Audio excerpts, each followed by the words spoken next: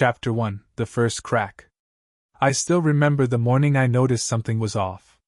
It was late October in Chicago, the kind of crisp cold that sneaks into your bones before noon. I was sitting at the kitchen island, sipping black coffee and scrolling through emails when Jason walked in, half-shaved, his usual morning grin replaced by a distracted silence. He didn't kiss me on the forehead like he usually did. He didn't say good morning either. "Everything okay?" I asked, watching him reach for the oat milk we just bought the day before. He poured some into his protein shake like a robot, then stared out the window. "Yeah," he said flatly. "Just a weird dream." I let it go. I didn't want to press. After 9 years of marriage, I'd learned when to give him space. But that silence, that pause between "yeah" and "just a weird dream," stayed with me all day. By the end of the week, the space between us had widened. He was still gentle, still kind, still Jason. But he wasn't mine the way he used to be. Not fully. He'd drift off during conversations. Come home a little later. Start going to the gym again, not just the treadmill kind of gym, but weights and new workout clothes and even cologne. I assumed it was another one of those pre-midlife crises. I told myself, he's just going through something. Maybe work stress. Maybe anxiety. Maybe he needed therapy, or a vacation, or more sex. But then I saw the text. It was a Tuesday evening, and his phone buzzed on the kitchen counter while he was upstairs showering. Normally, I'd never peek. I trusted him. But something, instinct maybe, made me glance at the preview. It was from someone named Evan. "Last night was incredible. I can't stop thinking about the way you touched me." My heart stopped. I didn't open the full message. I didn't need to. I just stood there, clutching the counter like it might hold me upright. My mind raced, stumbling over possibilities. Was it a mistake? A joke? A spam message? No. I knew what it was. Deep down I knew. Jason was cheating on me. But not with another woman. With a man. Chapter 2: Evan. I didn't say anything that night. Jason came downstairs in joggers and a towel slung around his neck, humming to himself like the text never happened. He kissed my cheek. Asked if I wanted to order Thai. I nodded like everything was fine. Like I hadn't just read a message that ripped through my chest like shrapnel. For the next few days, I watched him closely. Studied his patterns. Noticed how he smiled when he read texts from Evan. How he'd sit in the car a little longer before coming inside. How he suddenly had meetings that weren't on his calendar. I felt like a stranger in my own marriage. One night, I waited until he fell asleep and opened his phone. He never changed the passcode. He didn't need to. I'd never given him a reason to think I would. The messages were intimate. Evan. I've never felt this safe before. Jason. Me either. I can breathe when I'm with you. There were pictures. Not explicit. Just candid moments. Jason laughing. Evan smiling into the camera like he knew my husband better than I did. I couldn't stop reading. That night I cried quietly in the bathroom, muffling the sound in a towel. Not because he cheated, not entirely. But because everything I believed about our life, our love, was shifting into something unrecognizable. Jason didn't cheat for sex. He fell in love. With a man. With Evan. Chapter 3: Conversations we never had. I didn't confront him right away. I wanted to, God, I wanted to scream. To throw things. To ask him how long, and why, and if he ever really loved me at all. But I didn't. Because part of me still loved him. And part of me was afraid of the answer. Instead, I found myself spiraling through old memories. Our wedding, our road trips, the night we danced barefoot in our first apartment. Were those moments real? Was I blind? Or had he just been lying to himself all this time? I started Googling things like, "My husband is gay," and "What to do when your spouse comes out." It wasn't comforting. The next morning, I asked the question I'd been avoiding. Do you love me, Jason? He blinked. Of course I do. But do you love me the same way you used to? He hesitated.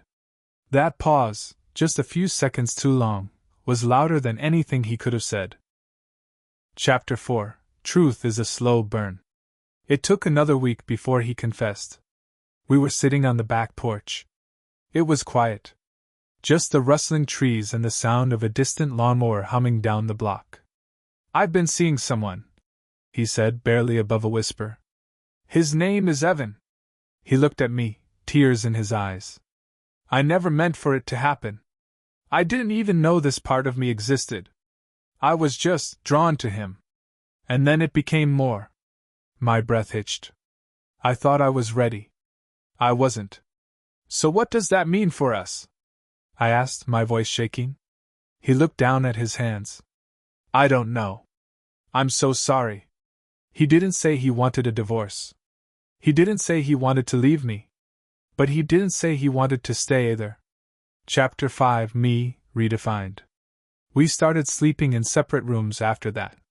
Not out of anger, but because the intimacy was gone. And the silence between us was filled with too many things we couldn't unsay. Friends began to notice. My sister called one afternoon. Is everything okay with you and Jason? I lied. Yeah, just busy. I wasn't ready to tell anyone. I started therapy. Alone. Because I needed to process this. Needed someone to help me figure out who I was now, without him, without the illusion, without the life I thought we had. It wasn't about hating him. I didn't. That was the most painful part. I still loved him. But now I had to learn how to let him go. To release the version of him I married. The version that no longer existed. Chapter 6. Meeting Evan? I didn't expect to meet him. But one day I did. It was unintentional, or maybe fate. I was coming out of a bookstore downtown when I saw Jason across the street. He was laughing. Holding coffee. Walking beside a man with brown hair, lean frame, kind eyes. Evan. I froze. Watched from behind a parked car like a ghost in my own life. Jason reached for Evan's hand. Just for a second. It wasn't sexual. It was tender. Familiar. The way he used to hold mine. I walked away before they saw me. That night, I stared at the ceiling for hours. Not crying. Not angry. Just mourning. I mourned the life we built. The future we'd planned. The babies we never had. The old age I thought we'd share. It was grief without a funeral. Chapter 7. The Final Talk. A month passed. Quiet. Tense.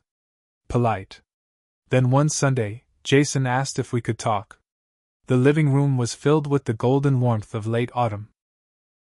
He sat across from me, legs shaking, palms pressed together like he was praying. I've decided, he said softly. I'm going to move out. I nodded. I had known it was coming. I love Evan, he said, voice breaking. But I love you too. Just not the way you deserve. I looked at him, really looked at him. And for the first time in a long time, I saw the truth behind his eyes. He wasn't being cruel. He wasn't leaving for lust or ego. He was choosing to live authentically. And I respected that. I want you to be happy, I said. Even if it's not with me. We cried together. Held each other for the last time. And when he left that night, it wasn't a door slamming. It was a chapter closing. Chapter 8. Rebuilding. The first few weeks alone were brutal. The apartment was too quiet. His hoodie still hung on the back of the door. His favorite coffee mug sat untouched in the cabinet. Every room held a memory. But slowly, I started filling the silence with new sounds. Books. Music. Morning walks. Journaling. I joined a pottery class. Took a solo trip to Portland. Started therapy again, this time with more strength than sorrow. One night, I sat at a cafe reading when a woman asked if she could share the table. Her name was Natalie. We talked for hours about everything and nothing. She laughed at my dry sarcasm. I smiled at her crooked front tooth. She wasn't a rebound. She was just kind. And for the first time in a long time, I thought maybe, just maybe, I could feel something new again. Chapter 9. Letters We Never Sent. Months later, Jason and I exchanged letters. Not emails. Real letters. Ink on paper. His read. I think about you often. Not with regret, but with gratitude. You loved me long before I loved myself. I'm sorry for the hurt. I hope you're healing. Evan and I are living together now. It's not perfect, but it's honest. I hope you find you're honest too. I wrote back. You didn't ruin me. You revealed me. You showed me how much I was willing to bend for someone else, and how I forgot to hold space for myself. I'm still learning. Still bruised. But I'm growing. I don't hate you. I don't even hate the ending. Some stories aren't meant to last. But they still matter. We never sent those letters. We didn't need to. Chapter 10. A New Beginning. It's been a year now. Jason and I aren't close, but we're kind. We check in sometimes. A message on birthdays. A photo of our dog we now co-parent between weekends. Evan? I don't hate him anymore. He didn't steal Jason. He helped him find something I never could. As for me, I'm doing okay. I'm learning how to be alone without being lonely. How to love myself without validation. How to start again, not because I have to, but because I want to. I used to think love was supposed to last forever. Now I know. Sometimes the most powerful love story is the one where you let someone go and write your own. And